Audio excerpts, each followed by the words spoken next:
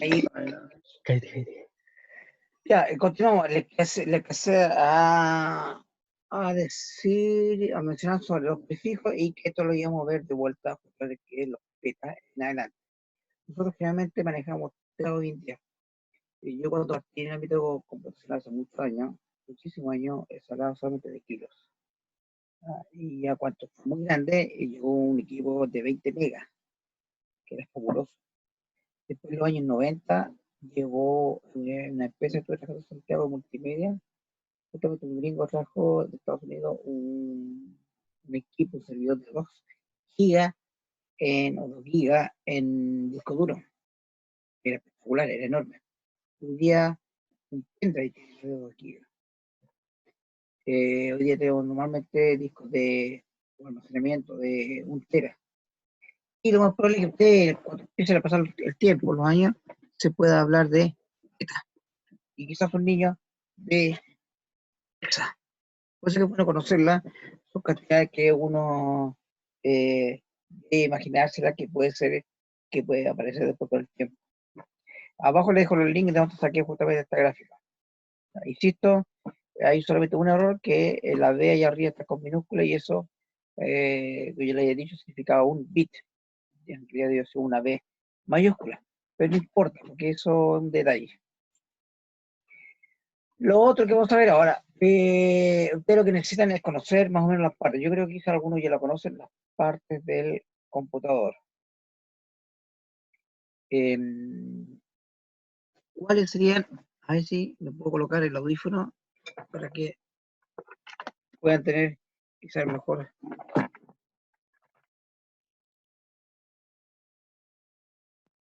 ¿Ahí escuchan bien?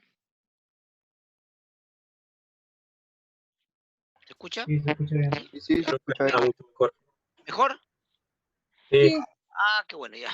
Entonces, esta imagen, la que tenemos acá, ya la vimos los prefijos, no es que se lo aprendan de memoria, pero es más o menos que entiendan lo básico, es decir, no vaya a confundir un mega con un giga, hoy día es común.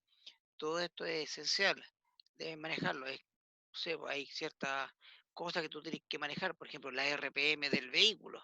En un auto, tú tienes un auto, tú conoces la RPM, pero y acá en el ámbito informático debes conocer algunas cosas básicas que son por lo menos los prefijos y las unidades que existen, tanto de comunicación como de almacenamiento.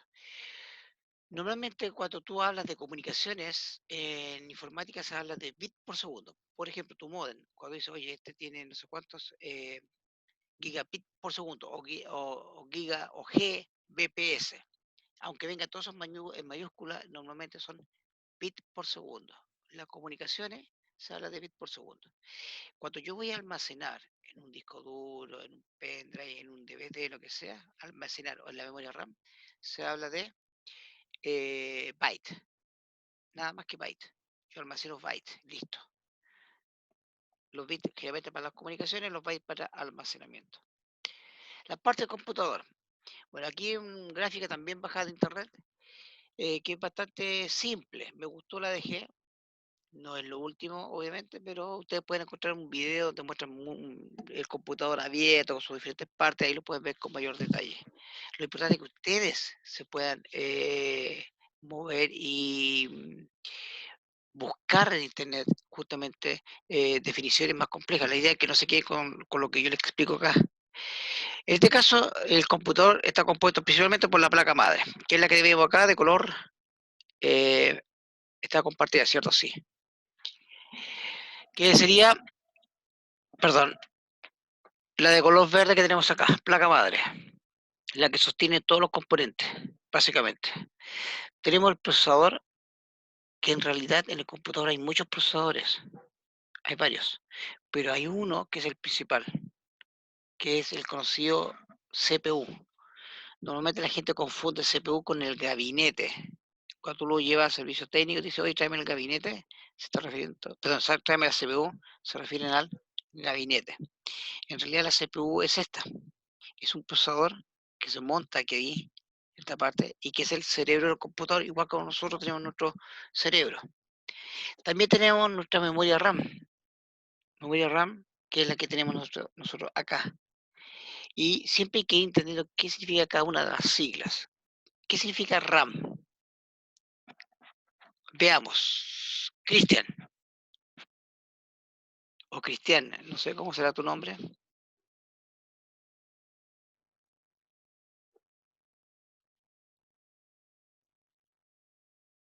Cristian. Profe, ¿me escucha? Sí, Ah, ahora sí. ya. De RAM, Sí, ¿qué significa RAM? me tinca que algo de almacenaje, ¿Pero lo has escuchado? sí, obvio, la memoria. Ya. ¿Te has No, preguntado alguna vez qué significa RAM? no me han preguntado. O sea, ahora me lo estoy preguntando, pero como que es un concepto tan que uno lo tiene como normalizado sin saberlo, que dice, memoria Sí, RAM, eso, y sabe nomás. exacto. Eso pasa generalmente, que uno tiende a asimilar ciertos conceptos sin ir al fondo de esto. De hecho, te pasa cotidianamente con diferentes equipos. Ya tú lo ves en tu equipo de música, en tu vehículo, tu computador, tu televisor. Oye, antiguamente se habla HDMI. ¿Qué significa HDMI? High definition. Ah, Algo de high definition.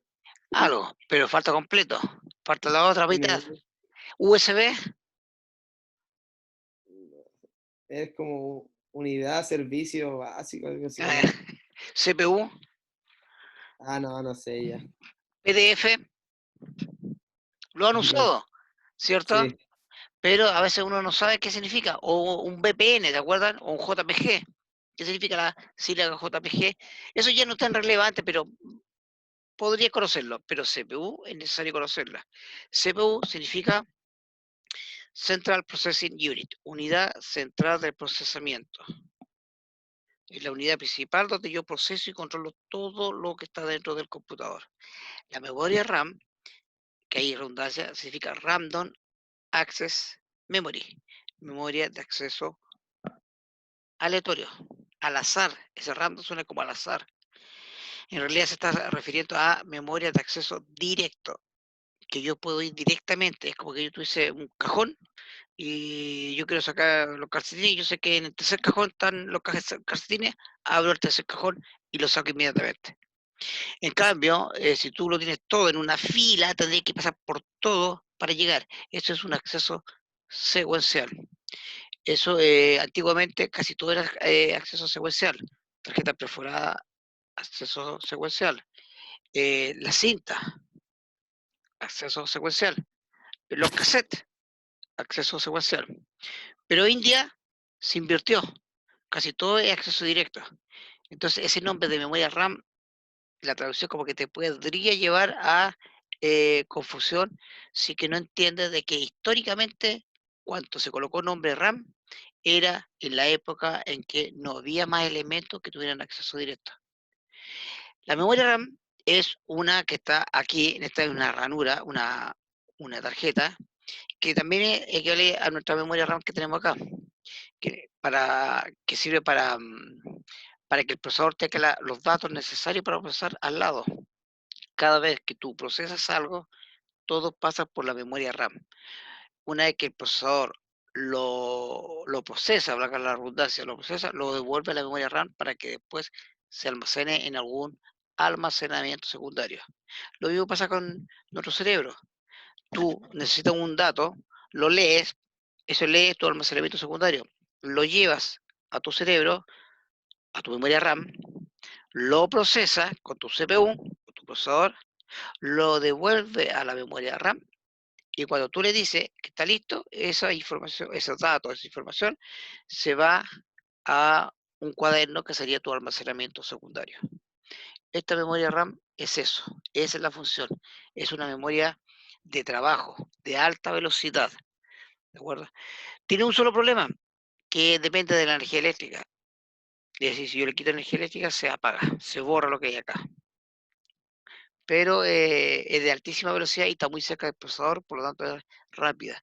Cuando tu memoria queda pequeña, muy poca memoria, el computador se empieza a poner lento. ¿Por qué? Porque tiene que apoyarse de disco duro. Entonces, lo ideal cuando el computador está algo lento es pensar o ver la posibilidad de ampliar la memoria entre una serie de factores. Una de ellas es ampliar la memoria. También tenemos puertos, que son los slots que están acá, tarjeta de expansión, por ejemplo, una tarjeta de video dedicada. Si a ti te gustan los juegos o vas a utilizar AutoCAD, lo más probable es que requieras una tarjeta de video dedicada. O si te gusta la música, necesitas una tarjeta de sonido, una tarjeta de sonido justamente, mucho más profesional. Y esas son las que se colocan acá, que en el notebook también se pueden incorporar, pero ahí requiere de abrir el computador, son un poquito más complejos. Tenemos la fuente de poder. La fuente de poder es como el corazón del ser humano, el que bombea la energía a todas las partes del computador. En este caso, la energía eléctrica, no es la sangre, como el caso que es del corazón. Este sería nuestro eh, corazón, la fuente de poder. Y todos los otros son periféricos. Periféricos porque están en la periferia, es decir, están alrededor de la placa madre. Disco duro, el periférico, la pantalla, la impresora, el mouse, teclado, etcétera. Todo lo que se les pueda ocurrir a ustedes. ¿Dudas hasta aquí?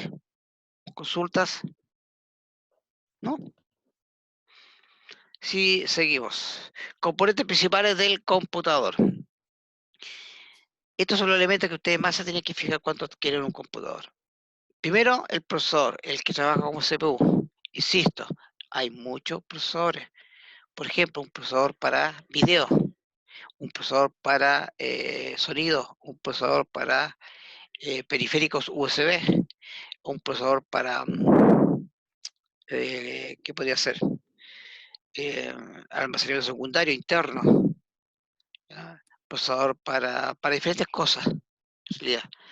Hay muchos procesadores dentro del computador, pero el que a nosotros nos interesa es el que trabaja como CPU, que es algo así como el que ve usted acá, que son un montón de pines. Pines son agujas, son patitas que tiene este asunto, y el procesador está aquí adentro. Es muy pequeño, en realidad, está todo integrado. Lo fundamental de este equipo es que es el que te permite controlar todo, por lo tanto es vital dentro de la selección de tu computador. Los fabricantes que se encuentran hoy día en procesadores CPU son principalmente Intel y AMD. Eso es como las marcas. De hecho, son las marcas, son los fabricantes. Es como tener la Ford con la Mercedes-Benz, a ese nivel. Dentro de eso hay modelos diferentes. Entonces, ustedes cuando van a seleccionar tienen que decir, bueno, ¿qué procesador es el que tengo? ¿Qué marca es? Intel AMD. ¿Cuál es mejor? Intel o AMD. En realidad depende de lo que tú vas a utilizar. Intel es más caro, tiene mejor tecnología para integrar todo, es decir, se reduce más. Acuérdense que cada vez que se reduce, todo está más apretado dentro y por lo tanto genera más calor. Pasa la corriente por dentro, va a generar más calor. Y por lo mismo va a necesitar un mejor disipador. Y todo eso eh, afecta directamente el volumen del equipo. Entonces, si tu tecnología es tan buena que permite integrar sin disipar tanto calor, tus disipadores, es decir, el ventilador va a ser más pequeño, el computador va a ser más liviano. En ese caso, Intel lleva la ventaja sobre AMD en lo que es integración, pero también tiene un costo adicional. Intel va a ser más caro. Ahora tú me dices, ¿qué quiero o qué puedo hacer? Depende, pues, si yo lo uso para la casa, por ejemplo, yo lo estoy usando para cosas específicas, hacer clases como ahora estoy haciendo, usar Excel, Word, PowerPoint, navegar por Internet, una AMD es suficiente, no necesitas más. Un Intel, estás pagando un poquito más por algo que también es bueno, no se puede negar, pero no es vital. En cambio, si tú vas a terreno y llevas mucha carga, te conviene un computador más liviano. Y en ese caso, un Intel podría ser una opción porque es más liviano. Libera menos calor, la tecnología es más moderna, todo está mejor integrado, es más compacto y pesa menos. Otro elemento que te tenés que fijar siempre son la memoria principal, lo que habíamos hablado recién, la RAM, Random Access Memory, ¿ya? Que son memorias pequeñas que ahí tenemos al lado las tarjetas, los módulos de memoria que se llaman, y lo normal hoy día es hablar de 8, 8 gigas, ahí está mal escrito, dice 8 megas, es 8 gigas, 8 gigabytes en memoria RAM. Por ejemplo, yo tengo creo que 4 y trabajo bien. No es rapidísimo, pero funciona. Si yo necesito hacer cálculo más rápido, ahí necesito más memoria. Por ejemplo, el computador de mi señora, que se lo entregó la empresa, por los cálculos matemáticos, porque tiene que hacer muchos cálculos, pues ella trabaja en un centro de investigación pesquera, en el mismo que yo trabajé hace muchos años, se requiere, como le digo, muchos cálculos y por lo tanto más memoria. Y ella tiene un computador con 32 gigabytes, mucho más rápido. ¿Ya? Pero te digo, en mi caso, yo estoy con uno de 4 o de 6, no recuerdo exactamente, y funciona. Quisiera, ideal, podría ser ampliarlo a 8. Ahí estaríamos más o menos bien. Mi hijo que está en la universidad y por los software que tiene que manejar y todo eso, tiene que tener 8. Usan AutoCAD y todo ese tipo de cosas, entonces ahí se recomienda tener un poco más de memoria. ¿Ya? El problema, como le decía adelante, es que es volátil, ¿ya? Es decir, se apaga el computador y se borran los datos que están en ella. Pero la gran ventaja que tiene es que es muy rápida su acceso. Estamos hablando del orden de nanosegundos. Es decir, que la CPU acceda a la memoria RAM es del orden de los nanosegundos. Nanosegundos, acuérdense que son 10 a la menos 9. 9, exacto. 10 a la menos 9, porque acuérdense, 10 a la menos 3 es mili, 10 a la menos 6, micro, 10 a la menos 9, nano. Es decir, en la milésima parte de la millonésima parte de un segundo. Más o menos eso es lo que se demora en acceder a la memoria RAM. En cambio, en los discos clásicos, los almacenamientos disco duro tradicional, estamos hablando del orden de los milisegundos. Claro, al que me dice milisegundos no es tanto, es la milésima parte de un segundo, sí, pero en comparación con el nano es mucho. Es decir, si tú sacas la relación, divides milisegundos por nanosegundos, te da que hay 1 millón de veces de diferencia. Es decir, lo que la CPU se demora en acceder a la CPU, pero a la memoria RAM, en acceder a la misma información al disco duro, se va a demorar 1 millón de veces más. Por eso yo le decía, si tu memoria ya RAM es muy pequeña y no cabe nada más, el disco duro va a estar obligado a pasar por el disco, pero tu CPU está obligada a pasar por el disco duro. Y eso significa que en velocidad, tiempo de acceso, va a ser 1 millón de veces más lento.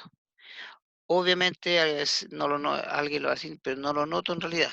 No, con poco trabajo no se va a notar, pero a la medida que tu trabajo empieza a ser más pesado, sí se nota, es más lento. Y ahí una de las opciones es ampliar la memoria, para evitar de que tenga que ir más veces al disco duro. Memoria secundaria. La memoria secundaria es donde yo puedo guardar en forma permanente todos mis documentos, que maneje los programas, etcétera. Todo el software que yo utilizo lo puedo guardar en mi memoria RAM para almacenarlo por un tiempo indefinido. Dentro de la memoria secundaria o almacenamiento secundario, tenemos varios, pero lo que más destacan son los típicos discos duros, los tradicionales, los HDD, Hard Disk Drive, unidad de disco duro. Eso significa drive, unidad de disco duro, hard, duro. Son discos duros clásicos. Tienen un disco y adentro está girando el disco a alta velocidad. ¿De acuerdo? Ustedes pueden tener discos de 1 tera, de 500 gigas, lo más típico es de 1 tera hoy en día. ¿Ya? Esto tiene un acceso más o menos del orden de los milisegundos, los clásicos, estamos hablando. la velocidad de giro, que también influye en la lectura, hasta hace unos años era de 5.400 RPM. Es decir, a esa velocidad giraba el disco duro, a 5.400 vueltas por revoluciones por minuto. Hoy día está a 7.200 revoluciones, es más rápido. Y se nota también, tiene un acceso más rápido. ¿Qué más? Han salido y se han hecho muy comunes ya los SSD, las unidades de estado sólido, que no son exactamente discos.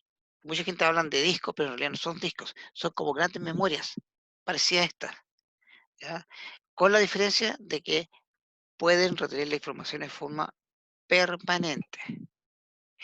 En estos momentos, los tamaños de los discos SSD están del orden de los 128 gigas, 256 gigas. Tienen una gran ventaja, que son mucho más rápidos que los discos duros tradicionales. Es decir, si tú tienes dinero, puedes comprarte un SSD, pero acuérdate que hoy día con la tecnología, por los costos, su capacidad en cantidad de datos que yo puedo guardar es menor que el HDD, pero en contrapartida es mucho más rápido. Entonces ahí tú tienes que sopesar qué me conviene más. Uno siempre va a querer lo mejor y optaría por un SSD, pero cuidado, que te puedes quedar corto de espacio. En todo caso han bajado harto de precio, hasta hace 1 o 2 años eran mm, carísimos, hasta hace 2 años más o menos. Y hace 1 año, un poco menos, han bajado muchísimo. Así que muchos están optando por tener 2 discos duros. El SSD, uno pequeño, 128, y un HDD. ¿Para qué ocupar 2?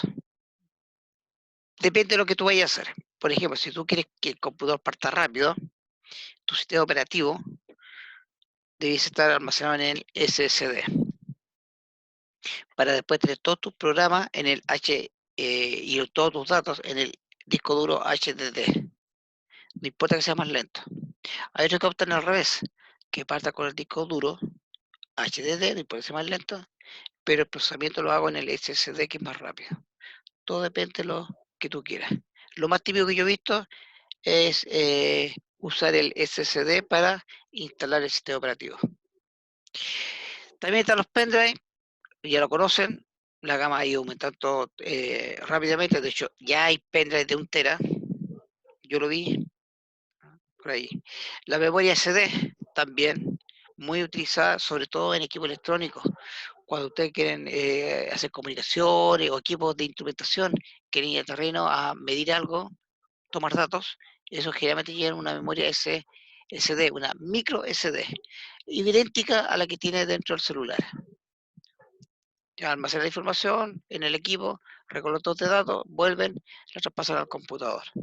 Así de simple, lo lee.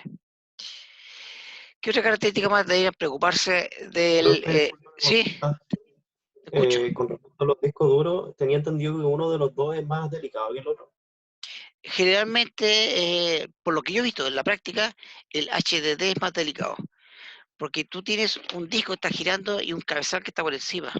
Si tú lo golpeas, lo sometes a golpes, puede ser que ese cabezal empiece a golpear el disco duro, porque la idea está en que el cabezal levite sobre el disco, no lo topa, lee por magnetismo, por inducción, no lo topa, ¿de acuerdo? Está ahí separado.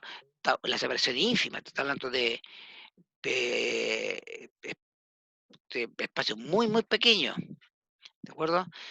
Cuando tú mueves muchos equipos y lo llevas a golpe, digo, le sometes a golpe, ese cabezal que no debería tocar el disco duro, lo va a tocar. Y va a estar golpeando a cada rato y va a generar que se vaya dañando de a poco el disco. Eso es lo que pasa. Entonces, en general es más de mayor cuidado el HDD. El SSD es un poco más resistente por lo que yo he visto hasta ahora. Otra consulta, Dime. ¿tendría que ser en un caso extremo de que se echa a perder el HDD entonces? ¿O igual es Generalmente cuando tú lo vas a estar trayendo para todos lados y lo sometes a muchos movimientos, sobre todo cuando está funcionando. Es decir, hay gente que lo toma, el computador, y se lo lleva para la pieza, va al comedor, o está trabajando y se lo lleva, va en el auto, ¿ya? O vienen de, no sé, pues se movilizan entre Santiago y Valparaíso y van en el bus usando el equipo y de repente pasa por un bache y salta. Esos daños pueden causar problemas. O vas en el avión, pues también cuando estás trabajando en lugares lejanos, la gente mucho aprovecha, yo lo he hecho también, de usarlo y te puede tocar la mala suerte que de repente se genera una turbulencia y lo mueve mucho. Entonces puede ser que se dañe, sobre todo cuando estás guardando datos. Si tú estás leyendo un libro en el computador o estás leyendo un PDF, no hay problema, estás leyendo nomás. Es muy difícil que haya problemas, pero cuando estás escribiendo, ahí hay que tener cuidado, te puede dañar el disco duro. Hay que tener cuidado con ese equipo en el sentido de no es para trasladarlo. Mucha gente cree que porque es notebook, ¿ya? O un laptop, como quieran llamarlo, lo puedo usar en cualquier lado, puedo ir caminando con él. No, no, no. La idea del notebook o del laptop es que tú lo puedas trasladar y para usarlo en diferentes lados, no para usarlo durante el traslado. Aunque te lo digo sinceramente, lo usamos igual, pero hay ya, que profe, evitar, gracias. hay que evitarlo. ¿Ya? Ya, lo otro que se tiene que preocupar de los puertos, el HDMI, ya vienen casi todos los equipos. Ahí está, High Definition Multimedia Interface, interfaz multimedia de alta definición, enfocado o diseñado para la transmisión de video y de audio digital. Audio digital y video digital, es decir, estamos hablando de binarios, bit, se transmiten bit, ¿ya? Y por ahí hay bit que te permite chequear si los datos van correctos, es decir, cada cierta cantidad de bit, vienen unos bits que verifican, usan una fórmula matemática para eso, que los bits anteriores son los correctos. Es como el root. Fíjate que el root tiene tanto, tanto, tanto, guión, un dígito. Ese dígito se calcula de modo tal que te verifica que cada uno de los dígitos anteriores están en el valor y en la ubicación correcta. Lo mismo se hace con la transmisión digital. Eres capaz de verificar si los datos vienen correctos. Y si vienen incorrectos, pide que lo reenvíe. Y si ya no lo puedes reenviar por ese motivo, se pierde, se empieza a generar esas señales media distorsionadas cuando tú has visto una película o algo por el estilo. O ahora que yo estoy hablando, por ejemplo, y se escucha entrecortado, cosas así, es porque se pierde mucha información en el camino. Entonces no puedes recuperarlo, no puedes rearmar todo el audio. Pero de todas maneras recupera harto. Porque si no fuera digital y fuera análogo, ténganlo por seguro que no escucharían ni siquiera un décimo de lo que estoy hablando ahora. Porque sería tanto el ruido, la voz se distorsiona tanto. Imagínense ustedes nomás la radio, cómo hablaban las personas antiguamente por la radio, la voz que les salía. Lo escuchaban en vivo, digo, en persona, tenían una voz y cuando lo escuchaba por un medio de transmisión, se le escuchaba una voz diferente, porque había mucha distorsión. ¿De acuerdo? La ventaja hoy día es que estamos casi todos trabajando con sistemas digitales, que tienen una calidad bastante buena y te permite, obviamente, detectar en la mayoría de los casos si hubo una pérdida y tratar de reconstruirlo. USB, que lo usan a cada rato, Universal Serial Bus, bus serial universal.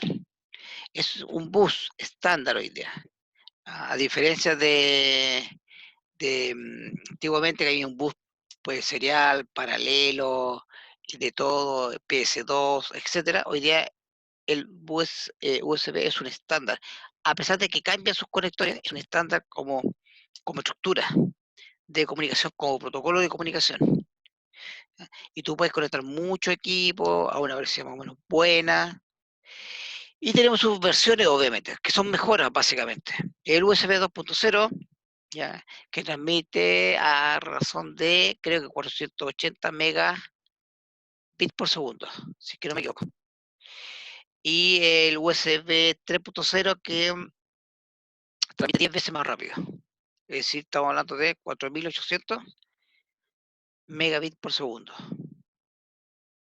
Y el 4, me salto el 3.1 y 3.2, voy al 4, creo que es 10 veces más rápido que el 3. Por lo tanto, va a ser 100 veces más rápido que el 2. Es decir, la velocidad de transferencia es bastante rápida, bastante amplia. Por eso es que es importante que ustedes se fijen que deben tener USB más o menos modernos. Hoy día lo más típico es que vengan con algún 2.0, son los tanqueatos menos, pero todavía quedan 2.0 y traen 3.0. En el caso de mi computador tiene un 3.0 porque es más o menos antiguo, pero lo trae. Ya, en algunos casos traen, lo que son más modernos traen dos en los notebooks, en los computadores de escritorio traen más. Así que no hay que preocuparse tanto por eso. Hay otros que están trayendo conectores ya USB 3.1, que es este tipo, que lo tienen sobre todo en discos duros. Si tú vas a conectar un disco duro, que sea a lo menos un 3.0. No lo intentes con un 2.0, va a ser muy lento.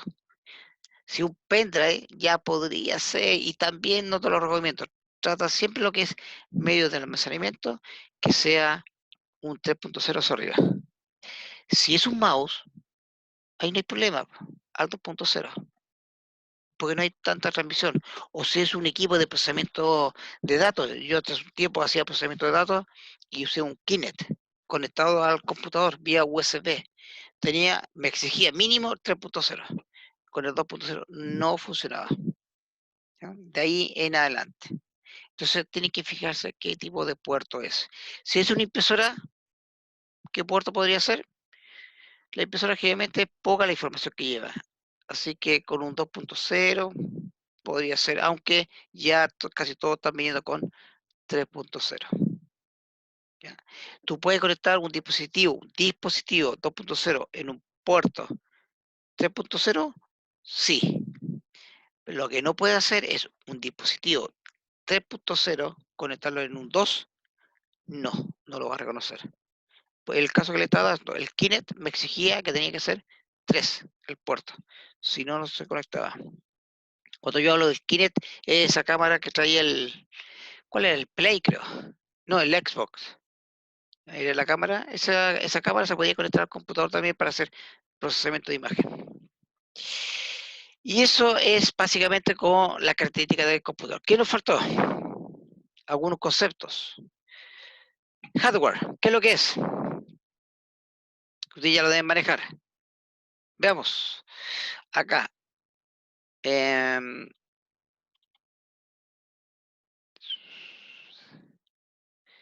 Tenemos. Ya tengo uno, dos. Axel, ¿qué es lo que es? Hardware. Hardware. Ujú. No sé, profe, la verdad. Pero lo he escuchado, lo he usado cada rato. No, no he escuchado. ¿Lo he escuchado? Quizás lo he visto, pero de nombre. Ya, ¿y software lo he escuchado? Sí es un pro. Ya, no, ojo, el hardware es es hard, lo dice, duro, es todo lo tangible del computador. Todo lo que tú puedas tocar es Ya. hardware. Cualquier cosa, una tecla, un LED, la pantalla, la carcasa, el mouse, el procesador, la memoria, la impresora, un cable, cualquier cosa, una soldadura, ya, un módulo de memoria, todo lo que tú puedas tocar es hardware. Software es lo contrario, lo intangible, lo que tú no puedes tocar, los programas, ya, los archivos, una imagen. Por ejemplo, si tú tienes música guardada, unas canciones por ahí, eso es software. Aunque algunos digan que no, los software son los programas. No, software es todo lo intangible. Una conexión a Internet, todo lo que tú navegas, Facebook, es software. Instagram, software. Android, que es un sistema operativo de celular, es software. ¿De acuerdo? ¿Qué más? Todo lo que tú no puedas tocar, acuérdate, es software. Y Bueno, profe. hay un elemento que es intermediario, que está entre medio, que quizás alguna vez lo escuchen. No es tan útil para ustedes, pero se lo doy solamente para que lo tengan ahí presente si es que lo escuchan alguna vez. El firmware. El firmware es este, el que se escribía así. Ahí lo tienen. Firmware. ¿Lo pueden ver? Ese firmware es un software guardado en una memoria especial, que generalmente es una memoria ROM. Ahí se guarda. ¿Y el computador trae memoria ROM? Sí, trae una pequeña memoria ROM con los programas básicos. Esos programas vienen grabados como firmware, pero en un software, en un hardware especial. ¿Por qué es especial? Porque esa ROM tú no la puedes grabar por tu cuenta. Un usuario común y corriente no lo hace. No lo puedo hacer tú, no lo puedo hacer yo, lo tiene que hacer alguien que generalmente un electrónico que tenga equipo especializado o que sepa hacerlo. ¿Qué significa ROM? Read, de leer, read only memory, memoria de solo lectura. Ese yo puedo leer. Era como los CD antiguos. ¿Se acuerdan que los CD decían CD-ROM? Que muchos le colocaban CD-ROM. No, CD-ROM, con una O nomás. ¿Ya? Eso es memoria ROM.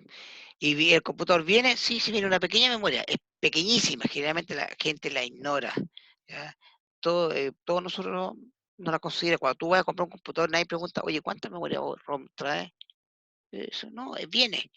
¿Qué viene ahí guardado? El BIOS. El BIOS es un programa, es un firmware. Hay muchos firmware para muchas cosas. ¿De acuerdo? Todos los instrumentos hoy día traen firmware. De hecho, no sé, cualquier equipo, hasta los equipos de música, los televisores traen un pequeño firmware. ¿Ya? En el caso del computador, ese firmware se llama BIOS. ¿Ya? Basic Input Output. Entonces, ahí viene una serie de programas básicos que vienen de fábricas. Nosotros también traemos nuestra memoria ROM, que traemos nuestros programas básicos de fábrica. Por ejemplo, nuestro instinto para saber mover las manos, para mover los ojos, para respirar, para llorar cuando tienes hambre. Eso nadie te lo enseña, tú lo traes de fábrica. ¿Ya? Después vas a aprender otras cosas. El computador también trae algunos programas que lo que hacen básicamente cuando tú aprietas el botón de encendido, hacen un chequeo al computador, a la memoria. Por eso que aparece una letra negra con blanco, pero mejor dicho, letras blancas con fondo negro y otras cosas más. Puede hacer un chequeo a todos los periféricos. Y una vez que está todo bien, está funcionando la memoria bien, está el disco, los discos, los almacenamientos secundarios bien, y todo lo que tenga ahí funcionando, el teclado, la pantalla bien, recién él va al disco donde está el sistema operativo, lo toma, lo lleva a la CPU y empieza a funcionar el sistema operativo. ¿Estamos claros? Bien, y lo último, sistema operativo. ¿Qué es? Sistema operativo es un programa, un software que es intermediario entre el lenguaje que la máquina entiende y nosotros. ¿Ya? Él toma nuestra orden, nosotros usamos el PowerPoint, usamos el mouse, pero internamente todo lo maneja a un nivel que la máquina no lo entiende. Y el sistema operativo se encarga de hacer eso, la interfaz. Ya muchachos, nos vamos a ver en 10 minutos más para ir terminando. 10 minutos yo creo que vamos a redondear este tema y yo creo que vamos a terminar un poco más temprano hoy día. Ya, y partimos el día lunes con Excel. ¿Les parece? ¿Dudas hasta ahora? ¿Consultas?